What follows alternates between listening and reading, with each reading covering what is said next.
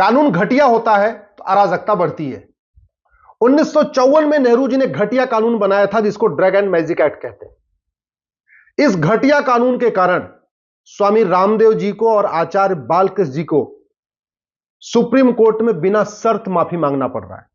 उनकी कोई गलती नहीं है, फिर भी माफी मांगना पड़ रहा है। क्यों? क्योंकि यह कानून घटिया है। जिन बीमारियों का इलाज पतंजलि में होता है, गारंटी के साथ होता है, जिन बीमारियों का इलाज स्वामी रामदेव और आचार्य बालकृष्ण जी ने किया है, लाखों लोग ठीक हो चुके हैं जिन बीमारियों को अपना इलाज करा के, उसके लिए भी स्वामी रामदेव जी को और आचार्य बालकृष्ण जी को सुप्रीम कोर्ट में माफी मांगनी पड़ रही है, क्योंकि यह कानून कहता है कि इन बीमारियों का आप प्रचार प्रसार नहीं कर सकते। मैं साल में 2 बार पतंजलि जाता हूं, एक बार जून में जाता हूं छुट्टियों में, एक बार दिसंबर में जाता हूं, और मैंने अपनी आंखों से देखा है कि वहां पे लोग अपेंडिक्स अपना ठीक कर चुके हैं आके। योग प्राणायाम आयुर्वेद के जरिए लोगों ने अपना अंधापन ठीक किया है। योग प्राणायाम आयुर्वेद के जरिए लोगों ने पतंजलि में आके अपना कैंसर ठीक किया है। पतंजलि में लोगों का मोतियाबिंद ठीक हुआ है। ये मैं अपनी आंखों से देखा बता रहा हूं। योग प्राणायाम के जरिए, आयुर्वेद के जरिए पतंजलि में आके लोगों ने अपना बहरापन ठीक किया है। डायबिटीज ठीक हुई। डायबिटीज तो पूछे नहीं, करोड़ों लोगों को ठीक हो चुकी है पतंजलि में आके। मंद बुद्धि का इलाज पतंजलि में होता है। यूट्रस का इलाज पतंजलि में होता है। माहवारी की समस्या का इलाज पतंजलि में होता है। नर्वस सिस्टम का इलाज पतंजलि में होता है। ड्रॉप्सी का इलाज पतंजलि में होता है। मिर्गी का इलाज पतंजलि में होता है। पथरी का इलाज पतंजलि में होता है। योग प्राणायाम नेचुरोपैथी के जरिए, आयुर्वेद के जरिए ब्लड प्रेशर का इलाज होता है। हिस्टीरिया का इलाज होता है पतंजलि में। कोढ़ का इलाज होता है पतंजलि में। मोटापा का इलाज होता है पतंजलि में। नपुंसकता का इलाज होता है पतंजलि में। बाजपन का इलाज होता है पतंजलि में। टीबी का इलाज होता है पतंजलि में। अल्सर का इलाज होता है पतंजलि में। यह सब योग प्राणायाम नेचुरोपैथी आयुर्वेद के जरिए होता है। आहार चिकित्सा के जरिए होता है। प्राणायाम चिकित्सा के जरिए होता है। लेकिन जब उन्हीं बीमारियों को ठीक करने की बात स्वामी रामदेव जी पेपर के जरिए करते हैं, अखबार में अपना प्रचार एडवर्टीजमेंट देके करते हैं, तो ये 1954 का कानून खड़ा हो जाता है। और इंडियन मेडिकल एसोसिएशन, जो सिंथेटिक ड्रग एसोसिएशन है, जो सिंथेटिक ड्रग बनाने वाले फार्मा माफियाओं के लिए काम करता है, वो Indian medical association supreme court में सीधे जाता है, पिटीशन फाइल करता है। सुप्रीम कोर्ट में उसकी पिटीशन एडमिट हो जाती है। और इस कानून के कारण रामदेव जी, बालकृष्ण जी को बार बार फटकार भी मिल रही है, माफी वो लोग मांग रहे हैं, फिर भी माफीनामा भी नहीं मिल रहा है। एक बात मैं बताऊं, पंजाब में इन्हीं बीमारियों का इलाज मिशनरियां करती हैं, इलाज करने का दावा करती हैं, वादा करती हैं। पूरे पंजाब नहीं, पूरे भारत में मिशनरियां चंगाई सभा लगाती हैं, और चंगाई सभा लगा के कहती हैं कैंसर ठीक कर दूंगा, घुटना ठीक कर दूंगा, बाजपन ठीक कर दूंगा, नपुंसकता ठीक कर दूंगा। और अब तक करोड़ों एससी एसटी को कन्वर्ट कर चुकी हैं ईसाई मिशनरियां इन्हीं बीमारियों का इलाज करने का वादा करके। लेकिन इंडियन मेडिकल एसोसिएशन कभी मिशनरियों के खिलाफ सुप्रीम कोर्ट नहीं गया। बहुत सारे मजारों पे, बहुत सारे दरगाहों पे बोर्ड लगे हुए हैं कि हम ये बीमारी ठीक कर देंगे, ये बीमारी ठीक कर देंगे, और वो उन बीमारियों का ठीक करने का वादा किया जाता है, दावा किया जाता है, जो इस कानून में लिखा हुआ है। लेकिन इंडियन मेडिकल एसोसिएशन आज तक कभी नहीं गया। चाहे हिंदी का अखबार हो, चाहे तमिल का अखबार हो, चाहे तेलुगु का अखबार हो, रोज निकलता रहता है फलाने बीमारी ठीक कर दूंगा, फलाने बीमारी ठीक कर दूंगा, भूले साहब, फन्ने साहब, भन्ने साहब, फन्ने साहब, ऐसे पता नहीं कितने सारे वहां पे तांत्रिक मांत्रिक का रोज प्रचार करते रहते हैं।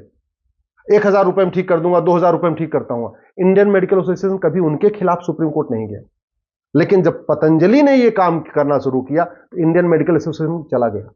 इंडियन मेडिकल एसोसिएशन की मंशा जो है मुझे इसलिए खराब लगती है कि अगर वास्तव में वो चाहता है कि किसी भी बीमारी का प्रचार प्रसार ना हो, किसी भी बीमारी का जो दवाई है उसका प्रचार प्रसार ना हो, तो उसके लिए तो सुप्रीम कोर्ट पिटीशन फाइल करना चाहिए था। उसको बताना चाहिए था कि सुलभ शौचालय में भी जगह जगह स्टिकर लगा लगा के लोग इलाज करते हैं। रेलवे के स्टेशन के आसपास जगह जगह पंपलेट लगा के कहते हैं हम बीमारी ठीक कर देंगे। मिशनरियां पूरे देश में चंगाई सभा करती हैं। बहुत सारे जिहादी संगठन है, वो जगह जगह ऐसे सभा बुलाते हैं और बीमारी का इलाज ठीक करने का दावा करते हैं और बाद में कन्वर्ट करा लेते हैं। तब तो बात समझ में आती है। लेकिन इंडियन मेडिकल एसोसिएशन केवल और केवल पतंजलि के खिलाफ गया है, इसलिए उसकी मंशा पे बहुत बड़ा सवाल खड़ा होता है। अब दूसरी बात आती है सुप्रीम कोर्ट। सुप्रीम कोर्ट इस कानून का लिटरल इंटरप्रिटेशन कर रहा है। कानून का इंटरप्रिटेशन 4 तरीके से होता है। लिटरल इंटरप्रिटेशन मतलब कानून में जो लिखा है बस उसी को पढ़ना। पर्पोजिव इंटरप्रिटेशन का मतलब कानून क्यों बनाया गया था, हार्मोनियस इंटरप्रिटेशन, कंस्ट्रक्टिव इंटरप्रिटेशन, अलग अलग तरीके से इंटरप्रिटेशन होता है। अभी तक चूंकि लिटरल इंटरप्रिटेशन हो रहा है कि भैया इस कानून में लिखा हुआ है इन 54 बीमारियों का आप प्रचार नहीं करेंगे, इन 54 बीमारियों को ठीक करने की गारंटी नहीं लेंगे, इसलिए आपने पतंजलि ने चूंकि इनका विज्ञापन दिया है तो वो गलत किया है। चलिए सुप्रीम कोर्ट क्या करेगा मैं उस पर नहीं जाता। भारत की सर्वोच्च अदालत है, सर्वोच्च अदालत जो भी करेगी वो ठीक करेगी, मुझे ऐसा पूरा विश्वास है।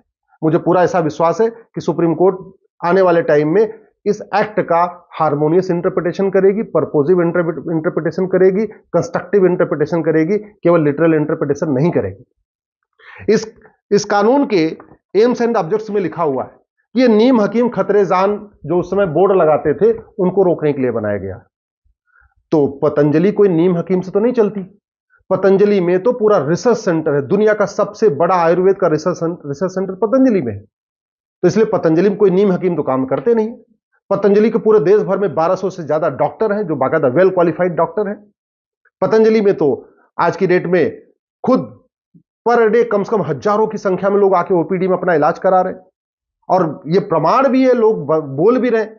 इसलिए मुझे पूरा विश्वास है कि सुप्रीम कोर्ट जो फाइनल डिसीजन लेगा वो इस कानून का हार्मोनियस और पर्पोजिव इंटरप्रिटेशन करके लेगा। लेकिन ये कानून को बदलना जरूरी है, इसी कानून को बदलना जरूरी नहीं है। आज मैं आप लोगों से एक आग्रह करता हूं, 25 साल पुराने सभी कानूनों को बदलने की मांग करिए। 21वीं सदी में 19वीं सदी का कानून क्यों, 20वीं सदी का कानून क्यों, 1954 का कानून क्यों? अब टाइम आ चुका है कि जैसे दुनिया के कई देशों में कानून की एक्सपायरी होती है, कानून की एक लाइफ होती है 25 साल। 25 साल के बाद कानून को रिव्यू किया जाता है। प्रचार नहीं करेंगे, इन 54 बीमारियों को ठीक करने की गारंटी नहीं लेंगे, इसलिए आपने पतंजलि ने चूंकि इनका विज्ञापन दिया है तो वो गलत किया है। चलिए सुप्रीम कोर्ट क्या करेगा मैं उस पर नहीं जाता। भारत की सर्वोच्च अदालत है, सर्वोच्च अदालत जो भी करेगी वो ठीक करेगी, मुझे ऐसा पूरा विश्वास है। मुझे पूरा ऐसा विश्वास है कि सुप्रीम कोर्ट आने वाले टाइम में इस एक्ट का हार्मोनियस इंटरप्रिटेशन करेगी, पर्पोजिव इंटरप्रिटेशन करेगी, कंस्ट्रक्टिव इंटरप्रिटेशन करेगी, केवल लिटरल इंटरप्रिटेशन नहीं करेगी। इस कानून के एम्स एंड ऑब्जेक्ट्स में लिखा हुआ है कि ये नीम हकीम खतरे जान जो उस समय बोर्ड लगाते थे उनको रोकने के लिए बनाया गया। तो पतंजलि कोई नीम हकीम से तो नहीं चलती। पतंजलि में तो पूरा रिसर्च सेंटर है, दुनिया का सबसे बड़ा आयुर्वेद का रिसर्च सेंटर पतंजलि में है। तो इसलिए पतंजलि में कोई नीम हकीम तो काम करते नहीं। पतंजलि के पूरे देश भर में 1200 से ज्यादा डॉक्टर हैं जो बाकायदा वेल क्वालिफाइड डॉक्टर हैं। पतंजलि में तो आज की डेट में खुद पर डे कम से कम हजारों की संख्या में लोग आके ओपीडी में अपना इलाज करा रहे हैं और ये प्रमाण भी है, लोग बोल भी रहे हैं। इसलिए मुझे पूरा विश्वास है कि सुप्रीम कोर्ट जो फाइनल डिसीजन लेगा वो इस कानून का हार्मोनियस और पर्पोजिव इंटरप्रिटेशन करके लेगा। लेकिन यह कानून को बदलना जरूरी है, इसी कानून को बदलना जरूरी नहीं है। आज मैं आप लोगों से एक आग्रह करता हूं, 25 साल पुराने सभी कानूनों को बदलने की मांग करिए। 21वीं सदी में 19वीं सदी का कानून क्यों, 20वीं सदी का कानून क्यों, 1954 का कानून क्यों?